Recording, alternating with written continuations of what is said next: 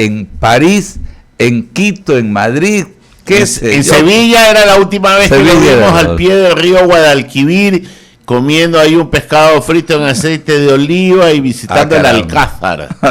Doctor, ¿cómo le va? Agradable siempre escucharlo.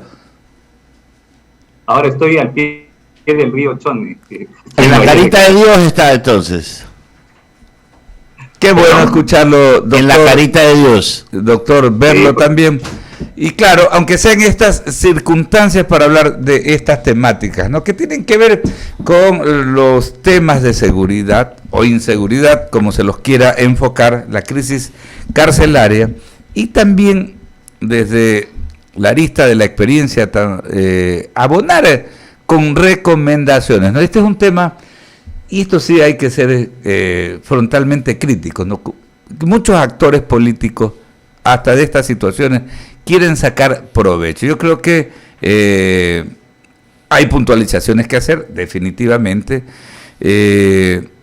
mea culpas que hay que hacer, pero es el momento, considero, ¿no, doctor?, que se necesita también el aporte patriótico de todos quienes de alguna manera puedan orientar a la opinión pública, dar recomendaciones. Hay expertos en materia de seguridad que podrían hacer lo propio. Así que sí me gustaría, en primera instancia, doctor, conocer esos puntos de vista con respecto a todo lo que está ocurriendo en esa materia. Bienvenido nuevamente.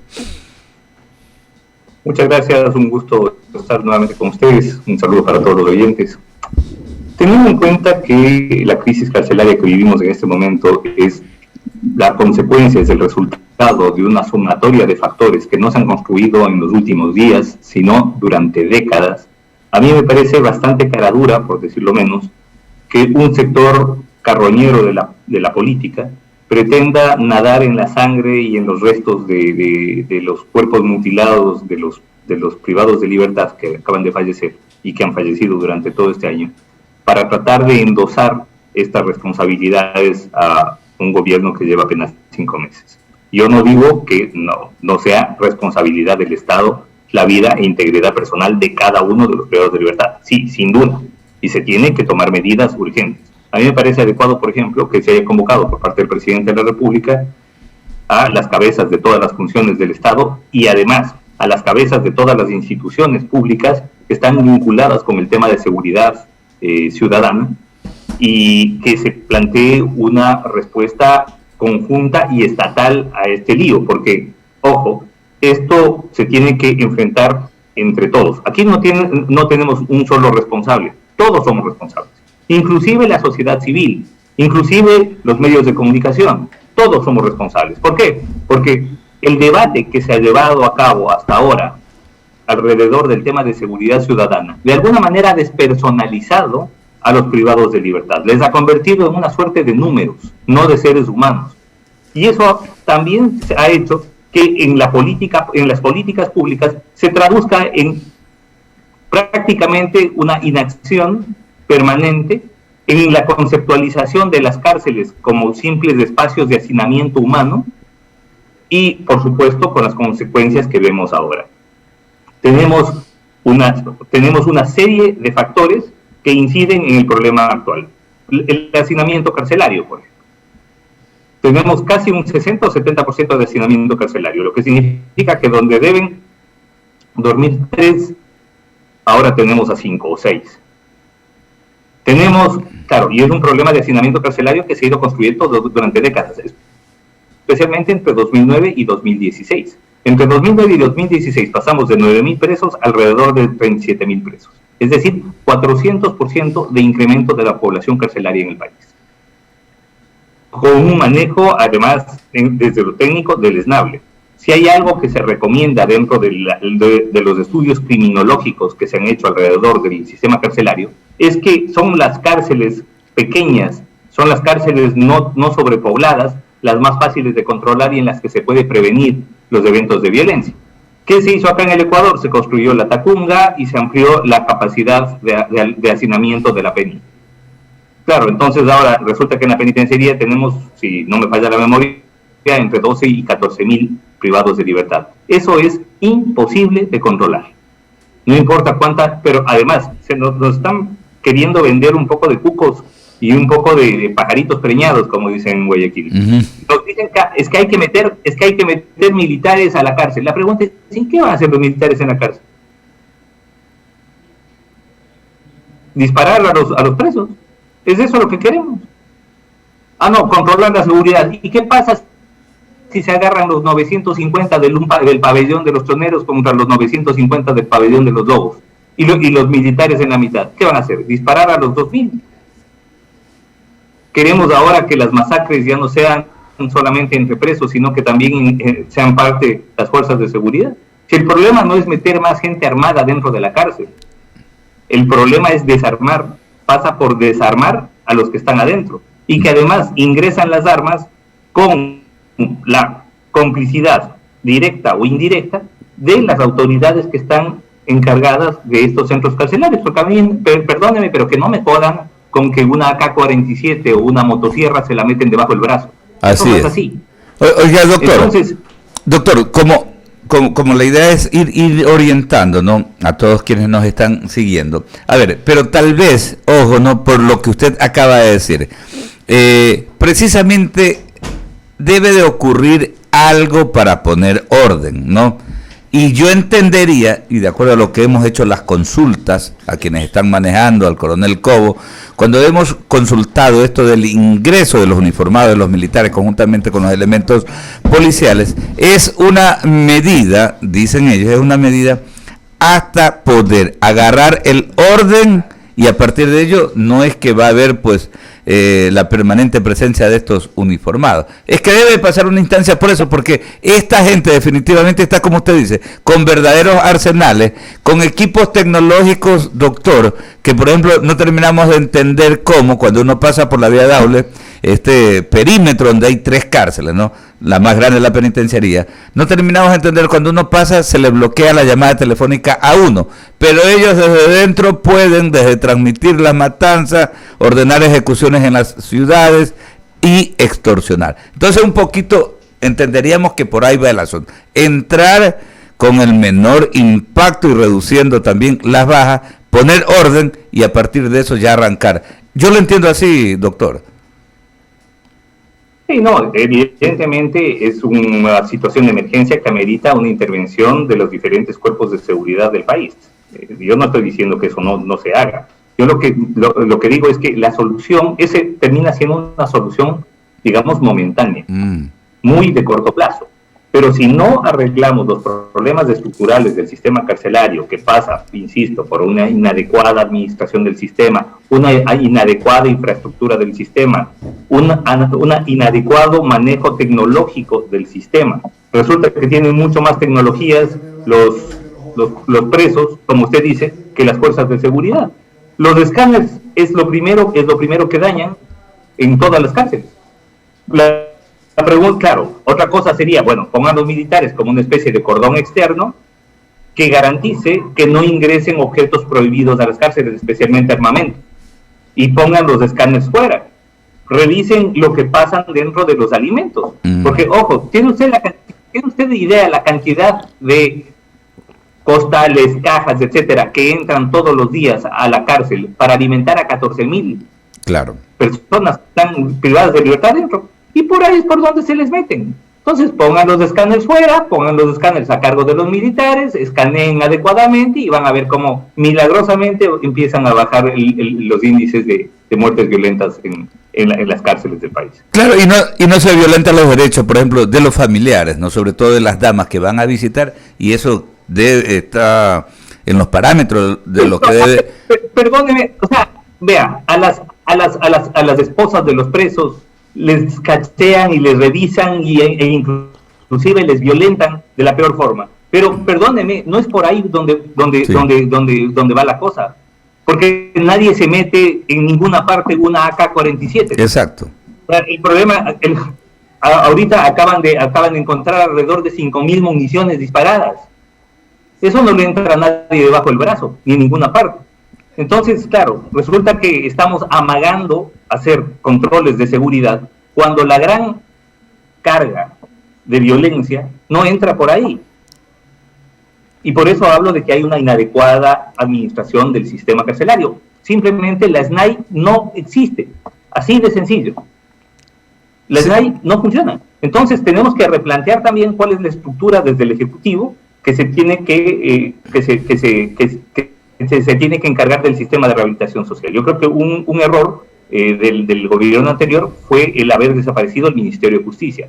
Más allá de que sí, efectivamente el Ministerio de Justicia en el correísmo se tergiversó, porque no solamente que estaba encargado del sistema carcelario, sino que estaba encargado de la extorsión y control de los jueces en los casos de interés del gobierno o de sus aliados. Claro. Sí, de acuerdo. No queremos volver a eso, por supuesto, pero yo creo que sí es hora de dotar de una estructura a la SNAI, de dotar de una estructura al sistema de rehabilitación social, pero además todo esto se tiene que hacer en coordinación con la Administración de Justicia, porque todos los que están adentro están por decisiones judiciales. Y el 40% está sin sentencia. ¿Qué quiere decir esto? Que nuestros jueces, una vez más, abusan de la prisión preventiva como mecanismo. Y eso también se tiene que controlar. Claro, nosotros, como Federación Nacional de Abogados del Ecuador, vamos a proponer un nuevo texto sobre el artículo del COIP referente a la prisión preventiva, de manera que se limite y, sobre todo, se adapte a los estándares establecidos ya por la Corte Interamericana de Derechos Humanos en reiterados fallos, y varios de ellos contra el Ecuador, como Chaparro Lapo versus Ecuador, o Tibi versus Ecuador, o Suárez Rosero versus Ecuador, entre otros. Así que, ¿qué cosas que se puede hacer? Muchas. ¿Qué hace falta? ¿Que intervenga el legislativo para este tema? Por supuesto. Vamos a ver si el legislativo acoge la propuesta que presentará el presidente de la República seguramente en los próximos días. Vamos a ver si el judicial aplica adecuadamente esas normas, que por cierto no debería en un país, digamos, medianamente civilizado, requerirse de una reforma legal para que los jueces adapten su actuación a los estándares interamericanos. Sin embargo, estamos en el Ecuador y aquí a los jueces hay que decirles, pero por poco y deletreándoles lo que tienen que hacer, que es una lástima, ¿no? Es una lástima. El desarrollo jurisprudencial en el país es ínfimo. Y es ínfimo porque nuestros jueces han introyectado la idea de aplicar la ley y solo la ley a rajatabla, es decir, son la Bush de la loa, la boca de la ley, como decía. Oiga, qué bueno conocer. Es decir, una concepción muy siglo XVIII de lo que implica la administración de justicia. Qué bueno conocer, doctor, qué bueno conocer. Tenemos que mejorar el sistema de selección de jueces. Estamos garantizando a través del sistema que tenemos que lleguen los peores, con honrosas excepciones, por supuesto que las hay, pero la mayoría de los que llegan no es que llegan por una vocación judicial, una vocación de pertenecer a la administración de justicia, sino porque les ha ido mal en el ejercicio profesional. Entonces, mientras no cambiemos el sistema de selección de jueces, especialmente penales, mientras no cambiemos y mejoremos el sistema de educación jurídica, porque todo eso abona. 8:53, a ver, se nos quedó frisada la señal. Ahí estamos, doctor. Permítame un momentito, decía que es bueno conocer, ¿no?, que desde la Federación Nacional de Abogados del Ecuador va a haber esta propuesta, ¿no?, que están terminando de pulir, entendería, ¿no?, de acuerdo a lo que usted nos dice. Y solamente algo antes de ir con Ramiro Cepeda, solamente un detallito, ¿no? Nosotros habíamos anotado aquí en esto de la inseguridad de los recintos penitenciarios, en el caso específico de acá de Guayaquil, increíble, ¿no?, pero, y está bien que se lo comience a hacer, ¿no?, tarde, pero es importante que lo hagan para evitar el ingreso de armas y todo esto. Incluso la seguridad externa en medio, la penitenciaría y las otras dos cárceles que están en el mismo perímetro, en medio de matorrales, en el lugar más oscuro de la vía Daule y con un ramal del río Daule cruzando por la parte de atrás. Las condiciones más adecuadas para que la delincuencia justamente por ahí pase sus suministros. Bueno, pregunto, por ejemplo, ¿qué problema hay desde lo constitucional? 8:54. Yo no lo encuentro. Tengan presencia. Doctor, le voy a solicitar para mantener... tengo un problema con la comunicación, doctor. ¿Puede apagar la cámara? Para poder tener... Quedarnos solo con el audio. Con el audio. Ahí, doctor, por favor. ¿Está bien? Sí, dele. Parece que la señal está un poquito inestable. Bueno, le decía que teniendo en cuenta que uno de los problemas de seguridad que tiene el 8:55, qué lamentable, caramba, son problemas de conectividad que tenemos a esta hora. Estamos conversando con el doctor Ramiro García Falconi, el presidente de la Federación Nacional de Abogados del Ecuador. ¿No? Un tema tan importante, Ramiro Cepeda, tan importante, caramba, nos vemos frustrados justamente con la posibilidad de ahondar en el análisis y en la propuesta que ellos también, los juristas del Ecuador, que están preocupados también, que saben que ellos pueden abonar muchísimo. A mí me preocupaba la posición del doctor García Falconi, porque no logré entender si él estaba en contra de la presencia en este momento del estamento militar para poner orden, o una presencia permanente. Una permanente. Permanente, sí. Es que claro, por eso es que le hice se lo pregunté de manera frontal, porque le digo, es que es necesario, como quien dice, poner orden en la casa, ¿no? Entonces ahí me dijo, no, la fuerza para poner orden. Eso, no, pero me dijo no, que estaba de acuerdo, que es la forma. Es la forma porque es que no hay otra forma, tú no puedes ir con mariachis, con chocolates a decirle, señores, don Fito, no sea malo, hágame el favor de entregar las M19 que ustedes con tanta dificultad han logrado ingresar. Exacto. No, entonces, pues ahí no se puede ir con contemplación. Por eso la pregunta puntual y el asintió. Y el otro tema es, yo me acuerdo una definición de von Jering cuando describía, usted ha visto la expresión de la justicia con la dama, que en una mano tiene la ley y en otra la espada. La espada sola significa la fuerza bruta, y la dama solo con la ley significa el derecho en la más absoluta indefensión. Parece que tenemos buenos días, ya tenemos Tocayo, sigue en la línea. Aquí estoy. Ya. ¿Me escuchan? Sí, yo quería, un poco para marcar la cancha, y estaba conversando, usted puntualmente sí está de acuerdo con el ingreso urgente de las Fuerzas Armadas solo para poner y restablecer el orden. Hasta ahí nomás, un sí o un no. Sí, sin duda, pero a ver, ojo, maticemos. La presencia de las Fuerzas Armadas nos puede garantizar un desarme momentáneo. De acuerdo, no, y es que yo quería haciendo un paño tibio para este problema. No, es que yo quería marcar la cancha con usted un poco para desarrollar exactamente el tema y darle otros insumos. Aquí en el país ha habido exceso de ordenar la prisión preventiva. Sí, primera cosa. Eso, y si yo no tengo presente, incluso la fiscal, cuando hizo la sustentación para el cargo de fiscal en el Consejo de Participación Ciudadana, el tema que expuso fue la prisión preventiva. Se ha abusado desde esa instancia. Primera cosa. Segunda cosa, los jueces no han sido proactivos en el desarrollo de dictar sentencias. Tercero, estamos condenando a muerte con este tipo de dos situaciones anteriores a ciudadanos que, habiendo cometido un delito de poca monta, tienen que ir a una cárcel en donde está sucediendo lo que está sucediendo, y resulta que estamos condenando a muerte cuando en este país, en la Constitución, no está la pena de muerte. Solo le doy 3 insumos para que usted los comente. A ver, volviendo al tema de la presencia militar, insisto, la presencia militar podría justificarse inclusive de manera permanente siempre y cuando no sea al interior de las cárceles. Porque además, ¿qué harían los militares dentro de una cárcel si es que se produce un amotinamiento? ¿Cuál sería la solución que nos podría aportar los militares? ¿Disparar? Porque llega un momento en que la capacidad disuasiva de la presencia militar es limitada. Llega un momento en que las tensiones entre las bandas delictivas hacen que el enfrentamiento violento sea inevitable. Les pregunto a ustedes, ¿qué creen que puede hacer un militar con una ametralladora en la mano? Ya que me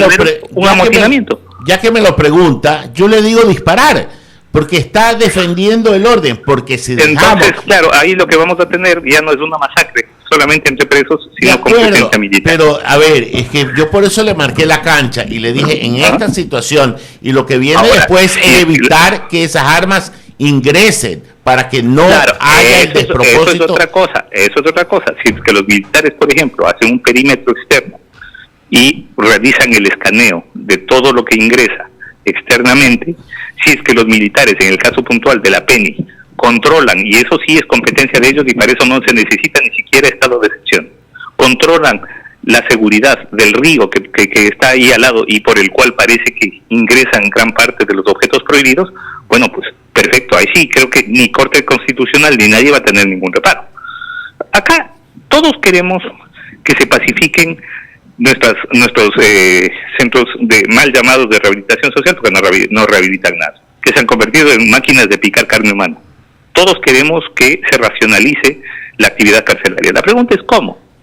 Y claro, ahí lo primero, lo lógico, no es meter más elementos armados dentro de la cárcel, sino desarmar a los que están adentro y no permitir que se vuelvan a armar. Eso es lo primero. Y es ahí donde tenemos que enfocarnos. Además, hay que reestructurar la estructura carcelaria, la infraestructura carcelaria. Son inviables, son inmanejables centros de detención como la PENI, con casi 15.000 o 14.000 privados de libertad. Eso es imposible de manejo. Y peor todavía, donde conviven bandas delictivas que ahora resultan enemigas. Y digo ahora resultan enemigas porque en su momento fueron socios de delito. Es decir, lo que antes era un solo grupo, ahora se ha atomizado en varios. Estamos frente a espacios de lo que un gran criminólogo, Reuters, denominaba como delincuencia desorganizada. Es decir, ya no es un problema de delincuencia organizada, sino de delincuencia desorganizada, porque al romperse un grupo delictivo en varias células atomizadas, se convierten en mucho más peligrosas y mucho más violentas, porque empiezan a enfrentarse entre sí. Y eso es lo que tenemos. Los que antes actuaban en conjunto en delito, ahora son enemigos y buscan exterminarse unos a otros. Doctor García Falconi, es que yo quiero separar los dos momentos. El un momento es aquí y ahora, lo que estamos viviendo. El aquí y ahora necesita ponerse orden. El orden no puede ser pidiendo, oiga, de favor, entrégueme las armas, sino entrando a desarmarlos, cueste lo que cueste y poner orden. Sí, por supuesto, pero para eso está la policía. La policía no es, con todo respeto, nos estamos olvidando de la policía y de alguna manera se está deliberadamente descargando la culpa en otras entidades, incluso la Corte Constitucional, en algo que la policía es la que tiene la misión institucional de resolver. Bueno, tiene la misión, pero no tiene la capacidad, y cuando los hechos desbordan, yo creo que ahí está. Otra cosa es lo que usted dice, y me parece correcto, hacer todas las correcciones en el campo legal, judicial, en el campo de la seguridad externa para evitar que las avionetas aterricen, que la droga ingrese, que las mafias se fortalezcan. En eso estamos totalmente de acuerdo. Pero el problema es aquí y ahora. Matanza, hay más de 350 muertos en lo que va del año y resulta que hemos condenado a muerte de ciudadanos que no estaban condenados a muerte. Que va a haber alguna situación incómoda, va a haber. Pero la única forma de poner orden, si la guerra no está afuera, la guerra está allá adentro. Yo creo que hay una cantidad importante de ciudadanía que está de acuerdo con esto. Probablemente usted no. Sí, bueno, a ver, el tema del acuerdo de la ciudadanía, si usted pregunta a la ciudadanía si está de acuerdo con la pena de muerte, le apuesto que la mayoría le va a decir que sí. Y por eso los tribunales internacionales de derechos humanos han sido claros que no se puede consultar bajo procesos de democracia directa los derechos fundamentales. Si usted hace 3 preguntas de una consulta popular, ¿está de acuerdo que se castran los violadores, que se corten las manos a los ladrones y que se les corte la cabeza a los asesinos? Te apuesto que el 80% te dice que sí. Eso no significa que esa sea una decisión legítima. Y completa el 100 diciéndole que no paguen impuestos. Estamos de acuerdo. Claro. Cuando yo le digo, doctor García Falconi, no me estoy hablando en el plano de llevarlo a consulta popular ni elevarlo a la categoría de ley.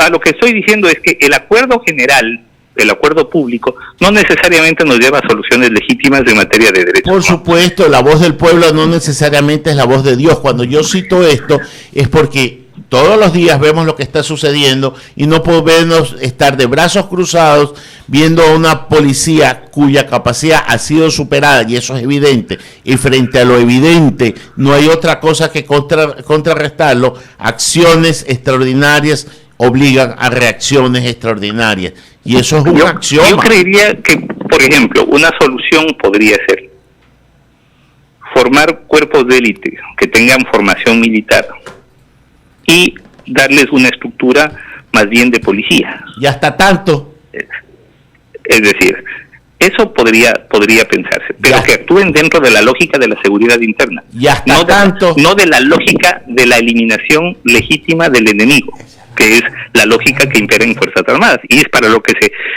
que entrenan, ¿no? O sea, una persona que está entrenada como militar en infantería, por ejemplo, ¿a qué es lo que qué es lo que le enseñan? No le enseñan ni a pactar, ni a conversar, ni a dialogar, ni al uso progresivo de la fuerza. Le enseñan a cuál es la mejor manera de eliminar al enemigo legítimo que se encuentra del otro lado. El problema que acá tenemos, el enemigo, entre comillas, es una persona privada de libertad, es un ecuatoriano que está confinado en condiciones de hacinamiento y en las condiciones, además, de menor humanidad posible. Entonces, eso es lo primero que tenemos que pensar. Así que, sí, evidentemente lo que hemos visto son actos de una brutalidad y de una violencia salvaje. Totalmente de acuerdo. Que usted me dice, a algunos le estamos condenando a muerte. Sí, y a todos los estamos condenando a secuestro.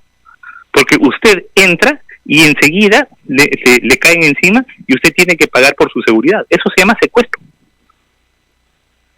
Resulta que yo no puedo atender o articular otra suerte de reacción cuando tengo dentro de la cárcel a alguien con un fusil, con una granada, con una pistola de alta gama para matar a las personas que están adentro. Primero tengo que solucionar ese tema antes de todas las demás, porque todo lo demás es romanticismo puro. Y esa es una solución muy compleja que va más allá de si metamos policía o no. Mi querido Ramiro, buenos días. Es Eduardo Mendoza Paladines, que es de la vida. ¿Cómo te va? ¿Cómo le va? Perdóname que llegué un poquito tarde. Qué interesante este cruce de ideas, y siempre lo digo que es importante porque necesariamente o no necesariamente todos tenemos que estar de acuerdo y tenemos los mismos puntos de vista. Esto solamente es o se daba en épocas en que solamente querían que todo el mundo piense igual, y esa no es la vida ni en las circunstancias. Así que enhorabuena, lo mismo. Lo que pasa, y yo lo entiendo a su tocayo, al gordo Ramiro Cepeda, es porque Ramiro, lo que está pasando en Guayaquil nos hace sentir en un estado de desamparo y de indefensión, y sentimos en algún momento que nos sentimos como en ciudades como en Medellín o en Ciudad Juárez o Guadalajara. Entonces, un poco hay esa preocupación, lo entiendo, y entiendo mucho sí, Ramiro, entiendo mucho lo que usted está diciendo, porque es verdad.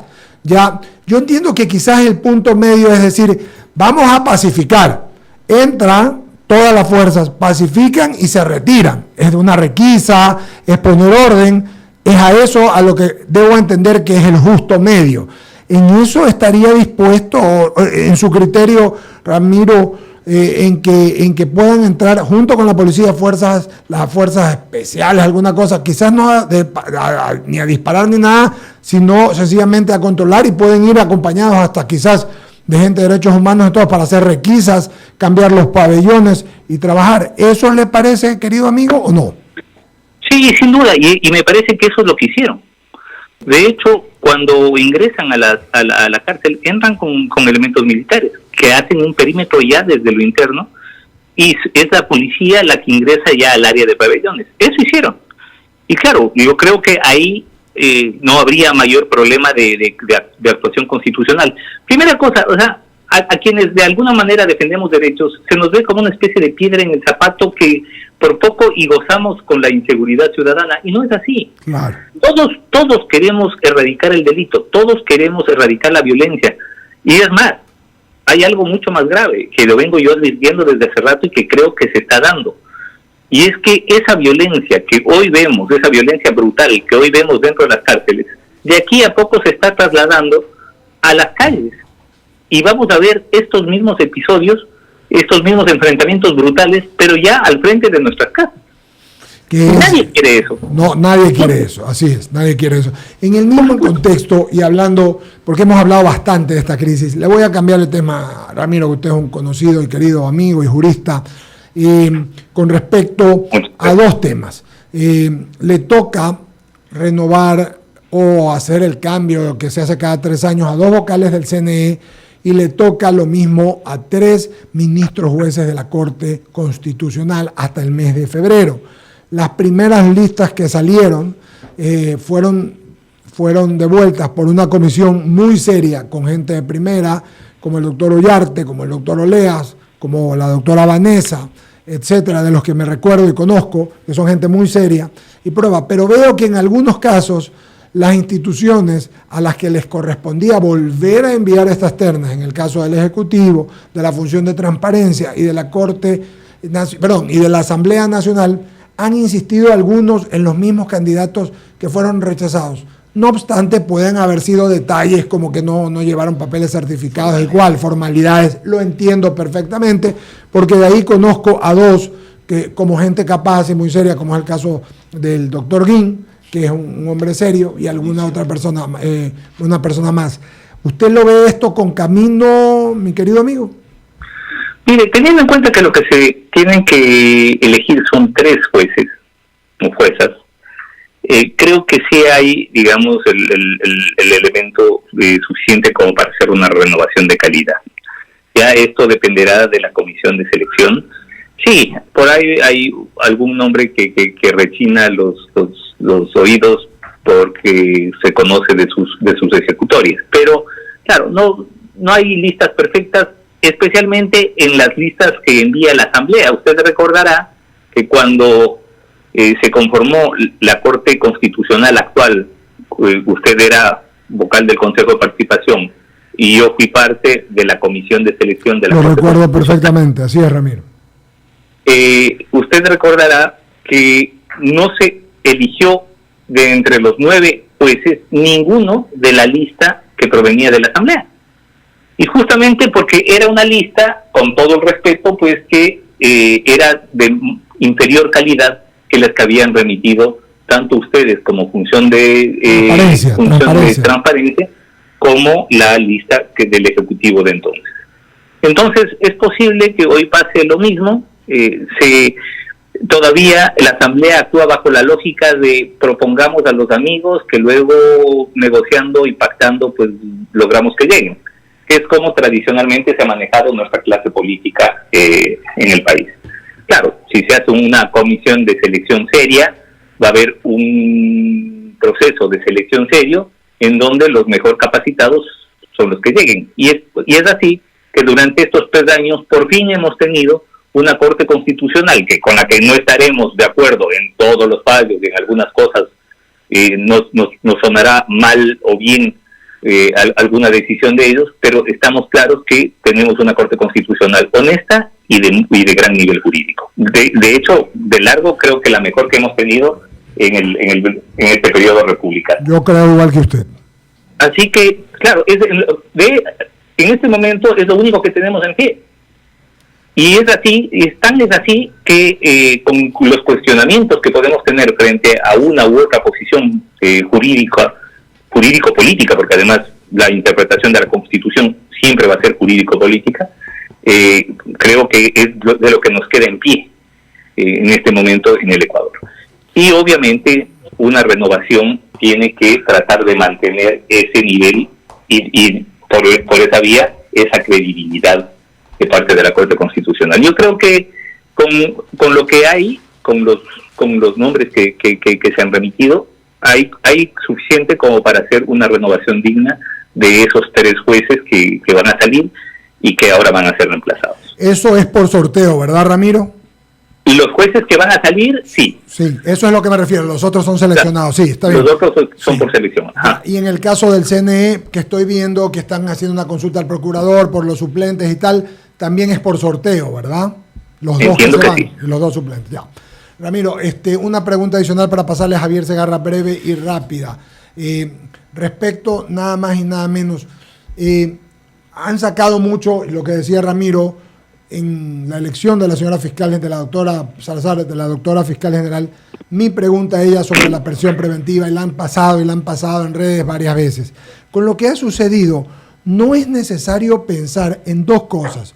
Primero, en hacer una cárcel, y hablo de Guayaquil concretamente, lejana a Guayaquil, y usted conoce muy bien porque le encanta venir, lo sabemos, viene a dar clases, tiene alumnos, tiene trabajo, una cárcel lejana. Y luego, en casos de, digamos, presos o PPLs que tienen situaciones delicadas, ¿no será importante quizás buscar una casa de seguridad, algo para no mezclarlos con todos? Porque podrían no decir las cosas que son y podría pensarse algo que no debería. Sí, sin duda. Una de las cosas que, a eso me refería cuando decía hace un momento que existen problemas serios en la administración carcelaria. Porque una de las primeras cosas que se recomienda es no mezclar los de alta peligrosidad con los de mediana y mínima peligrosidad, porque se puede dar lo que acaba de darse el viernes pasado. Ya esto salió de la lógica del enfrentamiento entre bandas y terminaron matando a los menos peligrosos. Así es. Y otra cosa que, como decía hace un momento también, se recomienda son centros de reclusión, que quieren llamarle de rehabilitación, bueno, cada cual lo llame como quiera, pero esto no rehabilita nada, pero lo que se recomienda son centros de reclusión que tengan menor capacidad de alojamiento, y de esa manera son mucho más fáciles de controlar. Entonces, en el gobierno de Correa, pues se apostó exactamente por lo contrario. Se construyeron megacárceles como la de la Tacunga, se amplió la capacidad de alojamiento de la penitenciaría, y sin duda ese es uno de los factores para que suceda lo que acaba de suceder. Ok, Javier Segarra sigue con inquietudes con el doctor Ramiro García Falconi, jurista ecuatoriano.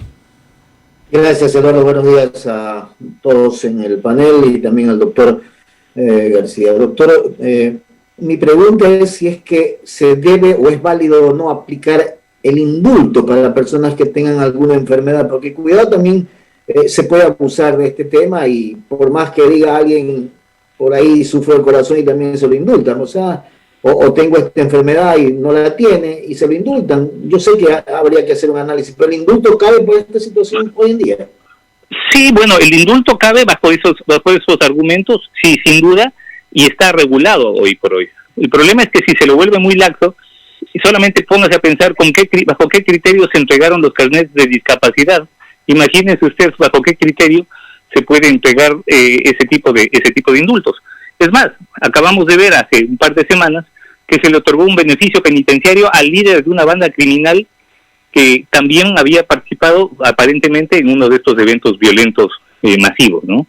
Entonces uno dice, bueno, ¿en qué manos estamos si resulta que los líderes criminales, en lugar de ser procesados, terminan recibiendo beneficios penitenciarios y certificados de buena conducta? Porque además un certificado que por poco yo creo que a la Madre Teresa no le habrían dado tan buenas referencias. Entonces, es complejo, porque nos enfrentamos también a un serio problema de corrupción institucional que viene operando desde hace décadas alrededor del sistema carcelario, con este tema de las prelibertades, de la concesión de informes, y eso es un dolor de cabeza.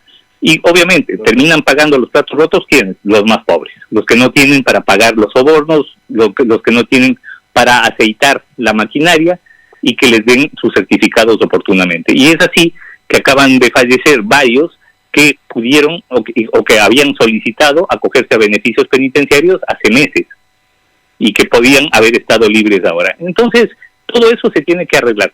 Una de las vías de solución, sin duda, es la tecnología. Los espacios, o digamos, los procedimientos, los trámites que se puedan automatizar, se los debe automatizar. Y esto debería hacerse, creo yo, ahora que todo esto está en línea. ¿Qué tal si en lugar de que se tenga que presentar un oficio y que tenga que tramitar del abogado el tema de los informes, por qué no se lo hace esto en línea y que sea un software el que determine cuál es la idoneidad o no idoneidad? Porque ya estamos claros que los informes de buena conducta que se otorgan son informes totalmente inadecuados. Esos informes de además de aptitud psicológica o de adaptación psicológica que llaman ellos, o también son informes que en unos y otros casos llevan a espacios de corrupción. Yo creo que es necesario automatizar este tema, hacerlo mucho más expedito, y de esa manera podemos rebajar el hacinamiento también. Tal es la corrupción que hasta las boletas de excarcelación cuestan, pues, porque resulta que la tienen, pero si no le dan un billete no lo pueden sacar. Pero no le dan, claro. Ahora, ¿qué pasaría, por ejemplo, si es que en lugar de que esto dependa de un funcionario, esto dependa de un sistema informático, que el momento en que claro, con toda la data metida dentro del sistema, el momento en que Ramiro García cumple su pena de tantos años, automáticamente notifica al director de ese centro de que tiene que liberarlo. Gracias, doctor Eduardo Ramiro. Ramiro García, agradecerle su gentileza y amabilidad como siempre, querido amigo. Le mandamos un abrazo. Espero que verlo pronto y que venga a la cabina para hacer acá un tute a tute genial, constructivo, productivo y realmente, sobre todo, repito, es un tema de ideas que se van en ese momento dando y a veces pueden sonar como que no son, pero de lo que se trata es hacer lo que este medio es, y ustedes somos gente amplia y democrática. Claro, y sobre todo, doctor, que nos hagan llegar... El ejercicio que acabamos de hacer es el que debería hacerse en el país. Así intercambiemos ideas, debatamos y lleguemos a conclusiones y lleguemos a justos medios que puedan viabilizar las cosas, porque además todos partimos de lo mismo. O sea, nadie quiere que sigan matándose en las cárceles, nadie quiere que esa inseguridad de la cárcel se traslade a las calles, nadie quiere que los índices de delincuencia se mantengan. No, todos queremos lo mismo. Por lo tanto, vamos caminando, construyendo con ideas y sin radicalismos, y les felicito, la verdad, como medio, porque realmente siempre es un gusto poder compartir con ustedes. Doctor, y será un gusto también tener ese conjunto de propuestas que a nivel de la Federación Nacional están elaborando. Así que le enviamos un fuerte abrazo al presidente de la Federación Nacional de Abogados del Ecuador, el doctor Ramiro García. Gracias, fuerte abrazo para usted. Gracias. Tocayo, nada personal, era una discusión de ideas y tranquilo, Tocayo, yo entiendo, está perfecto. Además, eso es lo saludable, intercambiar ideas. Y lo bueno de llamarse Ramiro, que también es bastante saludable. Muchas gracias, Tocayo. Nos vamos al corte, Charlie.